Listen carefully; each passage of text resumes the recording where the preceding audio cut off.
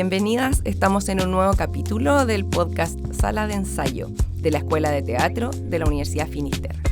Queremos agradecer a Postdata de la Escuela de Periodismo que nos ha invitado a su estudio para poder grabar este programa.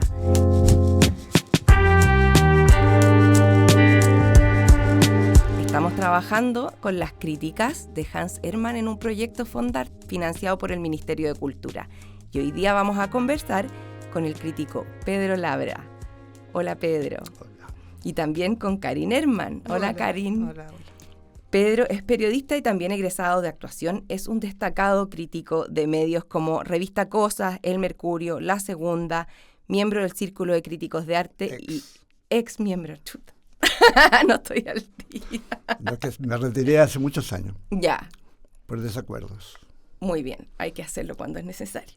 Y estamos con Karin también, que es hija de Hans Hermann. Ella es diseñadora escénica, especializada en vestuario, ilustradora, docente y, como conversábamos ayer, se ha vuelto investigadora para poder resguardar el patrimonio de su padre. Uh-huh. Ha sido una incansable trabajadora en ese ámbito y estoy muy contenta de poder compartir este proyecto con ella.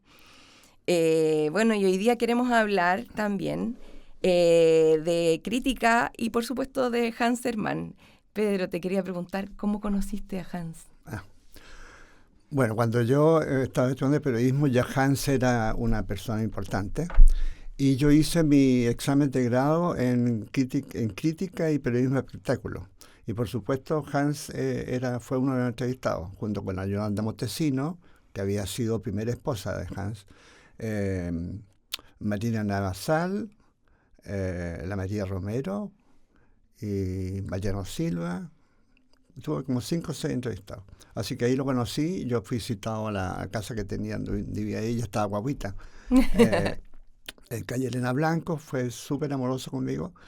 Y hicimos mucho contacto. Él se reía después porque decía que yo era un pendejo que había llegado a entrevistarlo como sabiendo todo. Se reía mucho de eso. Compartieron después muchos años también. Muchos años, o sea, pues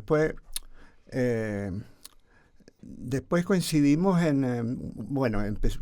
yo ya hacía crítica de cine, que no se llamaba crítica, porque en la revista Cosas yo empecé a hacer unos párrafos pequeños que no se consideraban, yo no consideraba crítica, consideraba comentario, y Mariano Silva y otros colegas decían que en realidad eran fichas críticas de buena calidad.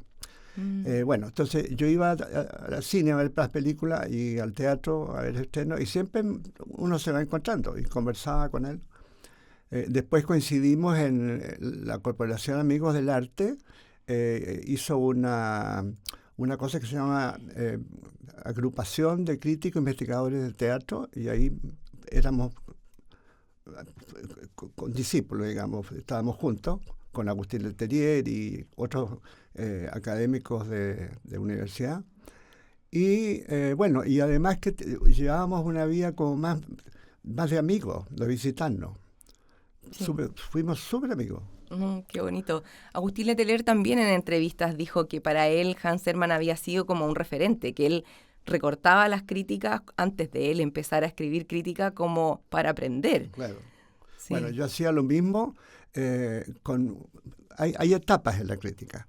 Entonces a mí me tocó vivir la etapa de Critilo, que era Antonio Rodríguez Romera, español, que se hacía llamar Antonio Romera, pero era Rodríguez Romera. Y yo, a mi casa llegaba el Mercurio todos los días, estábamos suscritos, y yo recortaba las críticas de Antonio Rodríguez y las dejaba reservadas y las releía después de lo mismo porque todos tenemos la misma historia. Eso lo podemos hablar después, de que la crítica tiene una segunda vida, a diferencia del comentario.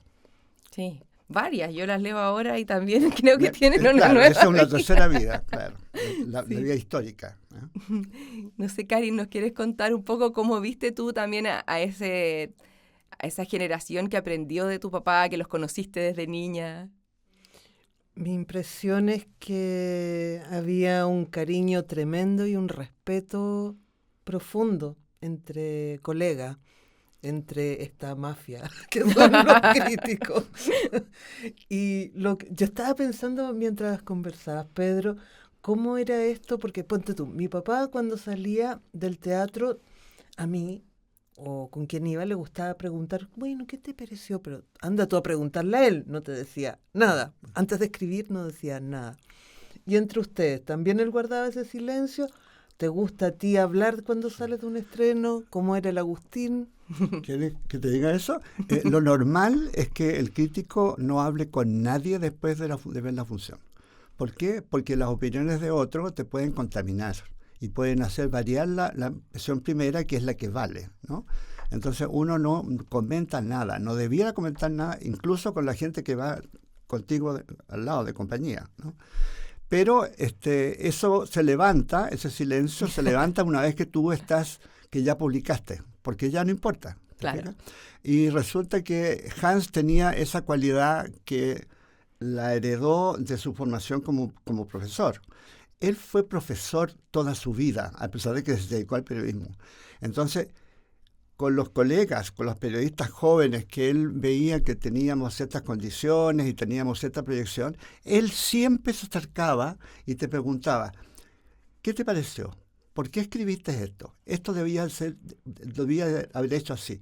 Porque él fue un maestro en el sentido que él custodió el ejercicio de la profesión y nos fue guiando de alguna forma, con todo cautela y con todo respeto. Él nos iba diciendo, como una conversación informal, nos iba diciendo qué estaba bien y qué estaba mal. Entonces, por eso, muchos que no fuimos alumnos de él, de nada, nos consideramos su discípulo. Sí, qué bonito eso, como también ser súper consciente de que es un diálogo. Exactamente. Como que la crítica es un diálogo. La crítica es un diálogo. Por eso te decía que la crítica tiene ¿puedo hablar libremente? ¿Sí? La crítica tiene una segunda vía en el sentido, es diferente al comentario, porque el comentario es un texto más amable, más asequible, dirigido a un público no tan exigente, en que el lector puede decidir si va a ver una obra o no, si va a interesarle o no, porque el comentario orienta en ese sentido al espectador. La crítica también hace eso, pero en un nivel más exigente, ¿eh? Pero la gracia también tiene una función orientadora, pero la gracia es que la persona que realmente piensa que ver teatro es una experiencia sensible, artística, en que un artista trató de comunicar una visión de mundo, recorta el texto y lo deja guardado. Y tú, después de que ves la obra, la relees y comparas tu percepción con la que te entrega un tipo que tiene cartel de conocedor. Porque los críticos son distintos. Es un espectador profesional, digamos, que va por obligación a ver teatro, pero es distinto en el sentido de que tiene la idea de traducir lo que ha visto, cómo la obra pasó a través de él, y encuentra palabras para decir cómo fue su experiencia.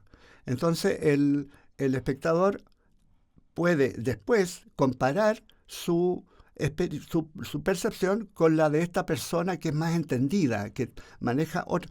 No para que suceda de que el espectador diga, esta obra dice el fulano de tal que es buena, entonces es buena. No, claro. Sino porque eso generalmente no pasa nunca. Para que haya una especie de interlocución, de interacción entre la percepción del lector-espectador con la del crítico. Y de esa forma el espectador o el lector va refinando su percepción, su forma de entender, y va encontrando palabras para decir lo que... Porque la experiencia del teatro es una experiencia intangible. Claro.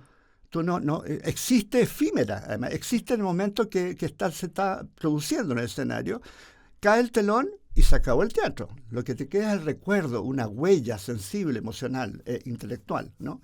Entonces hay que encontrar... Tú hablas con el compañero de butaca y lo que te puedes decir son cosas muy livianas, porque en realidad se procesa lentamente el teatro.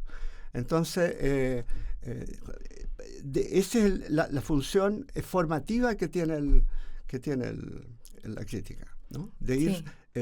apoyando la evolución y el desarrollo, el mejoramiento de la percepción de un espectador que puede llegar también a ser crítico.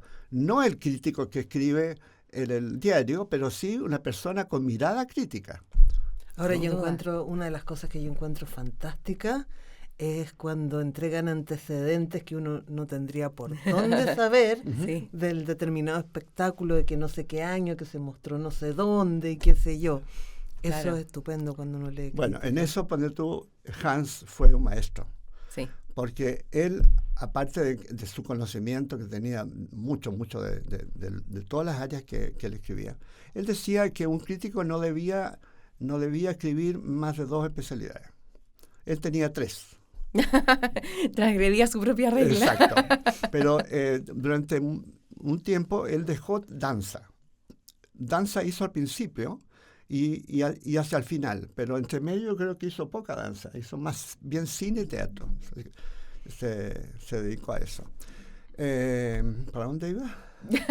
Igual yo te quería preguntar también ahí que, ¿cómo lo ves tú pensando como que si hablamos de que la crítica trata de plasmar una experiencia sensible, yo lo veo también desde mi vereda como más de investigadora, de académica y de profesora, que me gusta mucho leer en clase y leer críticas de obras que yo no pude ver porque me comunican cosas que no encuentro en la fotografía, que no encuentro en ningún otro lado. Entonces ahí encuentro lindo como este proceso que estamos viviendo ahora de que hay muchos proyectos para reunir críticas, precisamente porque nos hablan de periodos ya cada vez más lejanos, con otras formas de producción, y que nosotros aprendemos de esas formas de producción desde la crítica con una mirada privilegiada, que como dices tú, es más panorámica, tiene un punto de vista. En ese sentido te quería preguntar, ¿cómo ves tú este proyecto de puesta en valor de Hans Hermann y otras iniciativas que hay contemporáneas de poner en valor y reunir críticas? Notable. Notable porque eso va a la tercera función de la crítica, que es la histórica. Como es una experiencia efímera que muere cuando cae el telón, lo que queda es el recuerdo y lo que escribe el crítico. El trabajo del crítico es parte indisoluble de la historia de la experiencia del lenguaje teatral en un país. Entonces, lo que nosotros escribimos en un momento fresco, al momento de ver la obra, queda como registro histórico, como documento para que en el futuro pueda ser visto por otras generaciones. Y eso es re importante porque la tradición se ha ido perdiendo. Lo que se dio en los teatros universitarios, por ejemplo, de la idea que tenían ellos de profesionalizar el oficio teatral, se perdió absolutamente con el golpe de Estado, que derrumbó la idea de las compañías estables. Había compañías. Desde el año 70 para adelante no se puede hablar, 73 para adelante no se puede hablar de compañía. Hay solamente grupos o colectivos que intentan hacer cosas y permanecer en el tiempo. ¿Te fijas? Y la formación que tenían, que muchos fueron a Europa y tuvieron cursos de dirección o de voz o de actuación en Londres o en el extranjero, se fue perdiendo porque ya no hubo durante décadas, no hubo maestros. Entonces ahora los jóvenes que estudian teatro estudian de oídas de lo que un profesor le oyó a otro profesor que también había oído del maestro. Sí. Entonces, la formación de los actores actualmente está cayendo cada vez más y no se ven muchos aires de que pues, se pueda... Estamos haciendo esfuerzos acá, sí. Esa es la idea. Ahora, lo que te iba a decir en delante, te hablaba de lo importante que decía Karen, de que Hans tenía muy claro lo importante que era el respaldo del pasado en lo que uno escribe. Entonces, él investigaba acuciosamente cada cosa que decía, porque él tenía la formación del periodismo americano. Ten en cuenta que Hans empezó a escribir periodismo, siendo profesor de inglés y de alemán. Empezó a escribir crítica, primero en Dance Magazine, claro, revista norteamericana de danza. centenaria, ¿no? Y después, a los 7, 8 años, empezó a escribir también como corresponsal estable en Variety, que es el más sólido y prestigioso medio de la industria del espectáculo. Entonces, obviamente, él se formó en el periodismo norteamericano. Él no había estudiado periodismo, es de la época de la vieja guardia en que los periodistas se hacían solos en el oficio.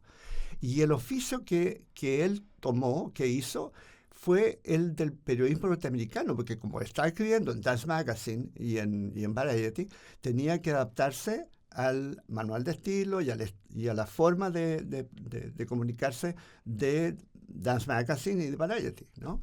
Entonces, él reprodujo ese tipo de periodismo cultural, y en ese sentido, lo que él hizo siempre fue más parecido, porque sabe que una cosa es la crítica periodística y otra cosa es la crítica académica. Claro. Una cosa es la crítica y otra cosa es el comentario.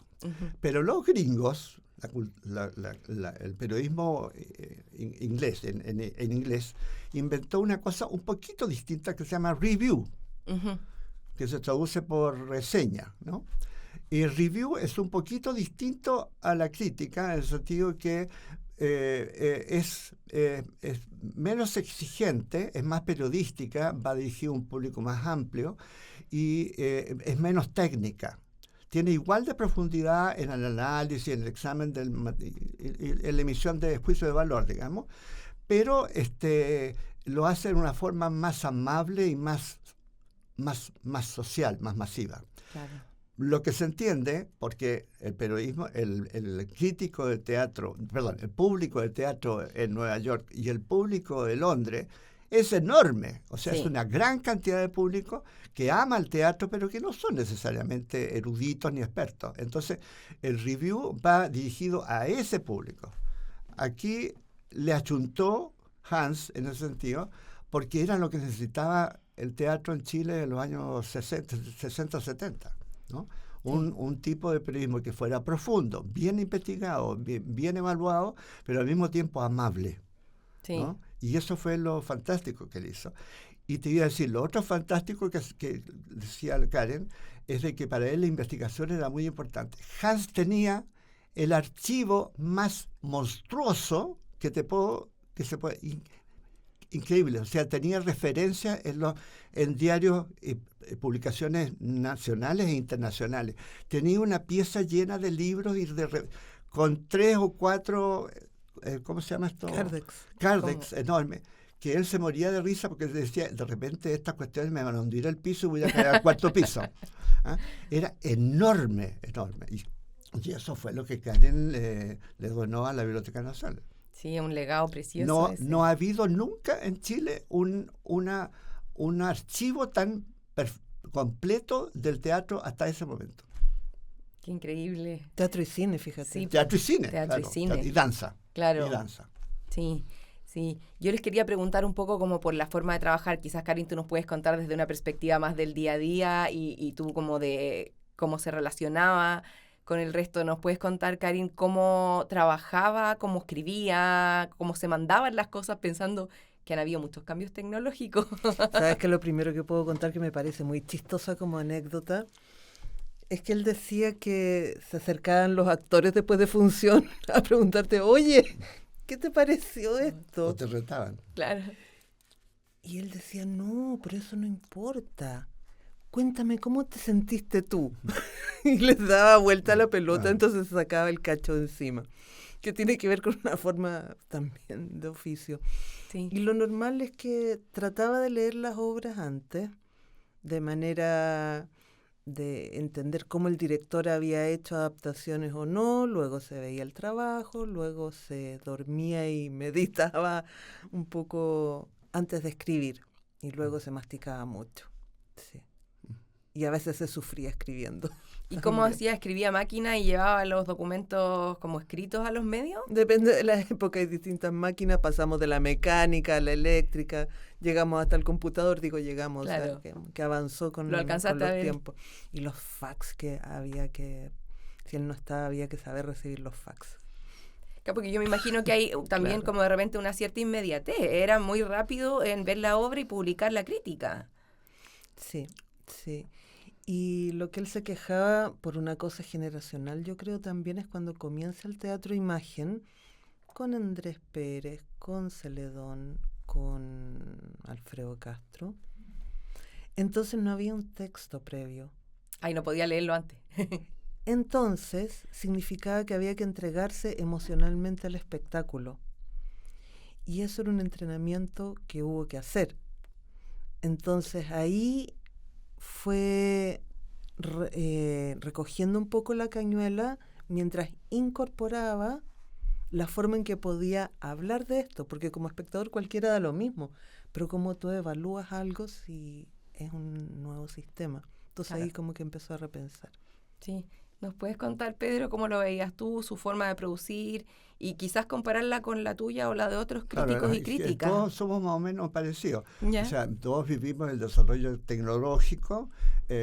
Por ejemplo, al principio se escribía a máquina de escribir y tú ibas a entregar el texto. Cuando yo fui llamado a La Segunda, que es un diario vespertino, entonces era horroroso porque tú terminabas de ver la obra y tú tenías que ir a la casa a escribir y a las 3 de la mañana tenías que ir a entregar el original a los talleres de Mercurio en Lo Curro. Afortunadamente, como 2 años después, apareció el fax. Entonces ya no tenía que ir a las 3 de la mañana a Mercurio. Y ahí tú trabajabas fresquito. Había mucha posibilidad de equivocarse porque generalmente la almohada te ayuda mucho a procesar la experiencia. Al otro día tú dices, ¡pah! Esto fue así. Ahí no. Ahí tú llegabas, soltabas, que es la forma en que se hace, un poco que se hace en Londres o en Nueva York. Con la diferencia que el teatro en las grandes urbes teatrales hacen preview, o sea, hacen funciones, una serie de funciones, 10, 15, 2 semanas, en otros teatros, a lo mejor fuera de Nueva York, en Chicago, en New Jersey, y van probando cosas y van corrigiendo, y cuando la obra está lista, con todos los cambios, se van al teatro de Nueva York, estrenan, están 2 semanas dando preestreno, y ahí el crítico puede ir a ver una función de preestreno, pero el crítico no puede escribir una crítica definitiva si no es en el estreno o después del estreno, solamente después del estreno, porque el estreno es el resultado final del proceso, ¿no? Entonces, para trabajar hay que tener mucho nervios de fierro, ¿te fijas? Porque hay muchas posibilidades de equivocarse. Bueno, después ya fue más tranquilo en la Nación por eso, en la Segunda por eso, porque yo podía escribir más tiempo y mandar el fax a las 5 de la mañana. Y después en el Mercurio ya es otra cosa. Y después, cuando yo entré al Mercurio, era el tiempo de la crisis asiática. Entonces la crítica estaba reducida se refugió en el suplemento Weekend, ¿ah? Y eran muy breves. Pero después, 4 o 5 años después, pasó de vuelta a espectáculo y ya se hicieron cosas más largas y más grandes y tenían más tiempo. Por ejemplo, yo podía pedir 2 o 3 días para escribir. Y yo creo que Hans sufrió menos eso porque él generalmente escribió en Ercilla, que es revista, y te permite mayor tiempo de elaboración, o en diarios que le permitían procesar la cosa durante 2 o 3 días. A veces no es necesario. Claro. A veces tú sales de un estreno chico y tienes claro, ¿no? Pero de repente no. Y respecto al texto, claro, es importante leer el texto, no por ejemplo cuando ves Romeo y Julieta, porque Claro, tú has visto 10 versiones y ya es todo lo mismo. Pero cuando viene una obra de un autor chileno nuevo, por ejemplo, tú pides el texto para leerlo, lo cual es malo hacerlo antes de ver la obra. ¿Ya? Porque tú lees el texto y como se requiere cierto entrenamiento para aprender a leer teatro. Pero tú lees una obra de teatro o ves una novela cuando vas a ver una adaptación cinematográfica de una película. Tú lees la novela y formas la imagen en la cabeza, ¿no? En teatro es lo mismo. Tú lees una obra de teatro y te formas una imagen de lo que tiene que ser. Entonces, en este caso, es mejor tener el texto, tú ves la obra, o sea, le das la posibilidad a que la versión teatral tenga prioridad, y después te vas al texto y ves los paralelismos. Porque en la época de Hans, como apuntaba Karen, lo lógico era que un equipo y un director tomaban una obra de teatro y la interpretaban. Punto. Pero después vinieron los semióticos y descubrieron que el escenario era el paraíso del de los cruce de significantes. signos, de los significantes y del entrecruce de signos en los distintos planos, qué sé yo. Entonces, eso permitió la partida de una nueva forma, que no sé si es buena o tan mala, de poner en escena el teatro, en que el director es más importante que el autor. Claro. Y el texto es prácticamente un punto de partida.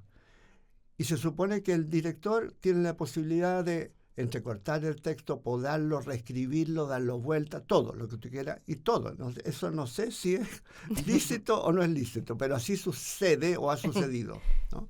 Entonces, los críticos también tuvimos que aprender, como decía Karen, esa nueva forma, porque la crítica, el teatro es dinámico, está todo el tiempo en cambio. Y la crítica obligadamente está todo el tiempo en cambio, porque tiene que adaptarse a la evolución del lenguaje. Pero ponte tú, a propósito de eso, me hiciste acordar, también hubo un cambio previo, que es cuando las compañías comienzan a trabajar, Ictus en particular, la improvisación de la mano de un dramaturgo.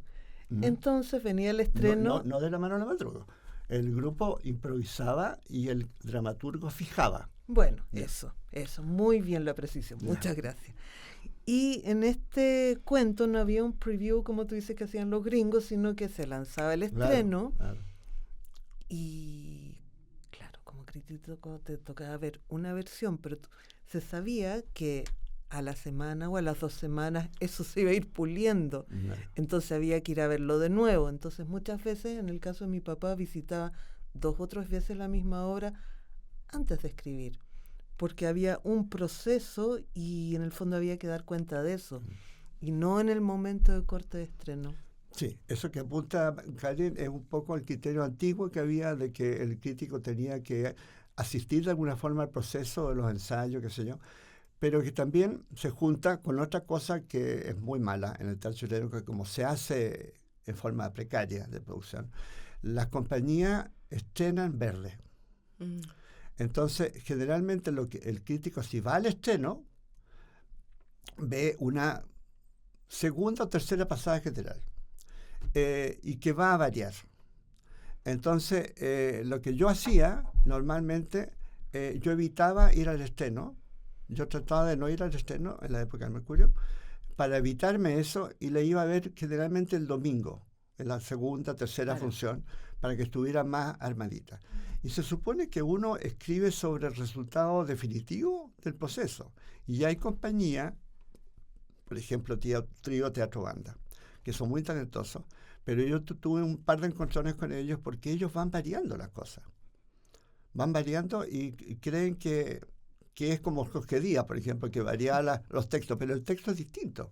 Sí. ¿Ah? La puesta en escena que se estrena es lo que tiene que darse siempre, todos los días, porque eso es lo que la gente boca a boca va a comunicarle a sus amigos para que vayan a leer esta obra, si no se va a encontrar con una cosa totalmente distinta.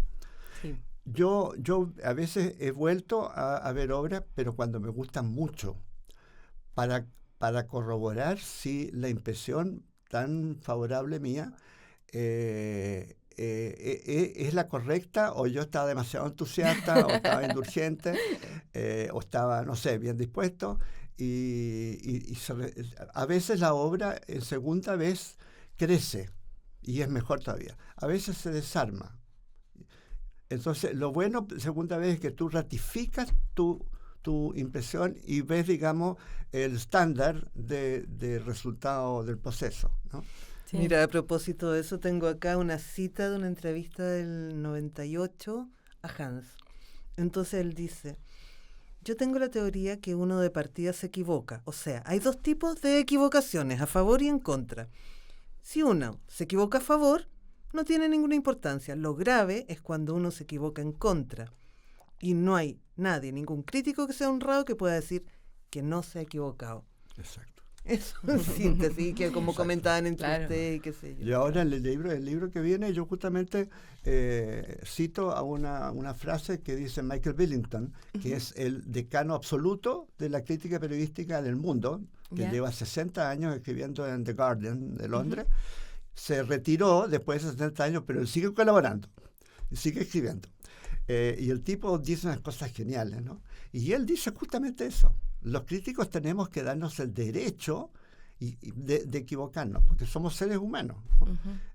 Lo importante es no equivocarse en contra, porque si te equivocas a favor no importa, cambió tu punto de vista.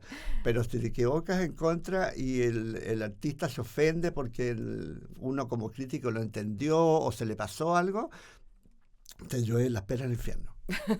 Oye, volviendo a esta idea que planteabas como de que la crítica es dinámica también y que va cambiando, te quería preguntar cuáles son los espacios de crítica teatral hoy por hoy, si nos puedes recomendar, como pensando también en ir cerrando esto, pero que esto queremos que lo escuchen, sí, queremos que lo escuchen nuestros estudiantes, el público general. ¿Dónde llegar a leer crítica hoy en día? Yo tengo la penosa impresión de que la crítica hoy no existe. Lo que existe en el Mercurio, por ejemplo, lo que dice crítica del teatro, en realidad no es crítica, es comentario, es orientador. No hay una evaluación en términos de ideas y valores, ¿no? y de estilo y lenguaje teatral, ¿no? Que la tercera no tiene crítico. Para mí la crítica es la que se hace en un medio prestigioso y con un especialista que ha convocado ese medio. Entonces, uno tiende a pensar, hablamos ayer con Karen, de que lo que pasa en Chile es lo que pasa en todo el mundo. No es cierto. Porque yo estuve en Buenos Aires, en abril estuve en Europa, y los diarios, los kioscos están llenos de diarios. Claro. Llenos de diarios y revistas. Y la gente lee diarios y revistas, y en los diarios hay crítica. En Buenos Aires hay críticos. ¿Cómo se llama? El de Buenos Aires, La Nación, ¿qué se llama? La Nación de Buenos Aires tiene su equipo, no tiene 10 o 12 como tenía antes, tiene 5, por ejemplo, y no son muy buenos, no son muy asertivos. Yo vi una cosa que era horrorosa y decían que era extraordinaria, pero hay crítica, la gente se interesa, o sea, hay cultura teatral. En Chile no hay cultura teatral. En este momento dejó de haber interés por el teatro como evento cultural. Ya los diarios ni siquiera publican crónicas respecto a los estrenos que vienen, porque se supone que, no sé, que no hay gente que le interese y eso no vende, ¿no? Bueno, en ese paisaje tampoco existe la crítica. Y como se dice que el periodismo impreso va a morir porque el papel y qué sé yo, y que va a derivar todo a la web, es posible que eso suceda, pero eso tiene que armarse y definirse de alguna forma. Por ejemplo, ahora en este momento hay algunos sitios de internet que ofrecen crítica de cine y de teatro. No son de muy buena calidad, pero por lo menos es algo a la que la gente puede recurrir. Y incluso es tan precario lo que está pasando que no hay cartelera. Entonces la gente, por ejemplo, el otro día me encontré con Ramón López, el escenógrafo, que está muy al tanto porque tiene muchos amigos en el medio. Resulta que no había visto Noche de Reyes. Yo fui a la tercera función porque venía llegando a Buenos Aires, a la tercera semana. Y le dije, ¿tú por qué no fuiste al estreno? Porque no supe, me dijo. Claro, es que no hay cómo enterarse de que vieron el estreno, porque a la prensa no le interesa, porque la prensa supone que al público le interesa. Entonces estamos de mal en peor. Pero tú decías que había un sitio web donde uno podía ver... Sí. ¿Cómo es que se llama? Existe un sitio que se llama Culturizarte, que lo tiene Galia Bogolaski, que no es de teatro ni de periodismo, es de, creo que magíster en literatura o algo así. Ellos hacen una labor increíble y lo hacen no sé cómo, porque de repente sale el Festival de Cannes y sacan críticas de las películas de Cannes, no sé cómo lo hacen. Es fantástico. Eso. Ni el Mercurio lo hizo con mucha plata hace muchos años. Fantástico el interés y el entusiasmo que tienen. La calidad del trabajo no es tan buena. Confunden periodismo informativo con periodismo de opinión. Eso no está bien. Pero se supone que tiene que ir mejorando eso. Ojalá que sea, porque, como te digo, la nueva forma que adquiera la crítica en redes sociales tiene que irse ajustando. O sea, no es posible que opine de teatro, por ejemplo, gente que ha visto 5 obras de teatro en el año o en su vida, ¿no? Claro, sí. Para hacer crítica tú tienes que tener a un tipo que tiene un tremendo corpus teatral dentro de tu mente. Claro, muchos referentes. Exacto. Si no tienes eso, no tiene mucho valor la opinión que pueda emitir esa persona. Sí. Hoy ha sido todo muy interesante. Les quiero dar las gracias. Muchísimas gracias, Pedro. Muchísimas gracias, Karin. Queremos agradecer también a la Escuela de Periodismo y Postdata que nos ha recibido hoy día y agradecer que este proyecto ha sido financiado por el Ministerio de Culturas, Artes y Patrimonio gracias a un fondo de artes escénicas de la línea de investigación en la modalidad de archivos escénicos. Bueno, espero seguir conversando ahora a la salida y esperamos tener nuevos capítulos de este podcast. Muchas gracias. Muchas gracias.